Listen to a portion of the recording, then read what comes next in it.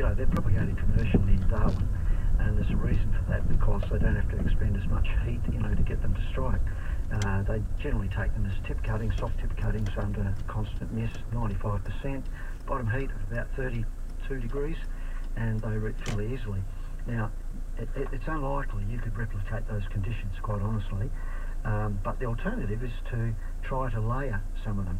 Now, if you get yourself a 4 litre pot, full of potting medium, and you bend over one of the branches and just where it touches the top of the pot, sitting right on the ground alongside. I know what you mean. Yeah, it's called layering. Yeah. And you score it with a piece of sandpaper or a razor blade, and then you put a brick on top of it so that it's in perfect contact with the soil.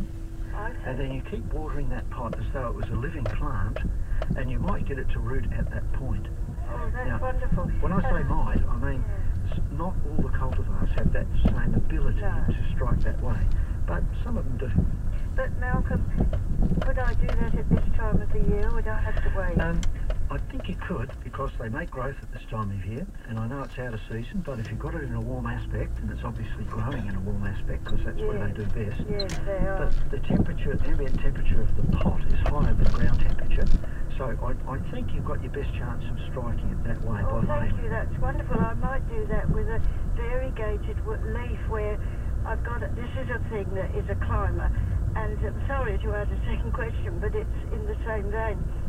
My daughter would like one from me, and it actually, where it grows right out, it has grown magnificently. I've only had the garden for 2 years, and it's sort of almost, I have to pull it up to cut it back out of the ground. Well, that's worth trying it on that one too. So that would probably work. Yeah, certainly. Oh, thank you very much. Sure. Wonderful. Thanks for the call, Hazel. Let's head to Elizabeth now on Sunday Talkback Gardening. Jim's got a lawn question for you, Malcolm. Morning, Jim.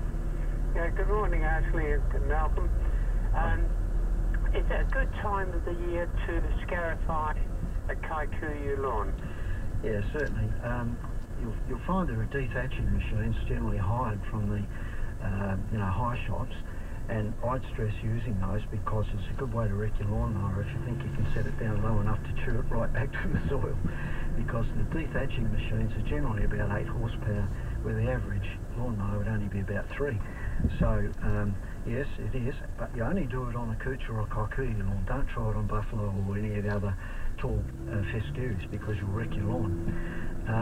And I think right at the moment's a good time. I don't know if you remember, Dennis Richardson used to have an open garden down at McLaren Vale there many years back, and he's now living in retirement in Lombok, but he had a system of scraping them right back to bare soil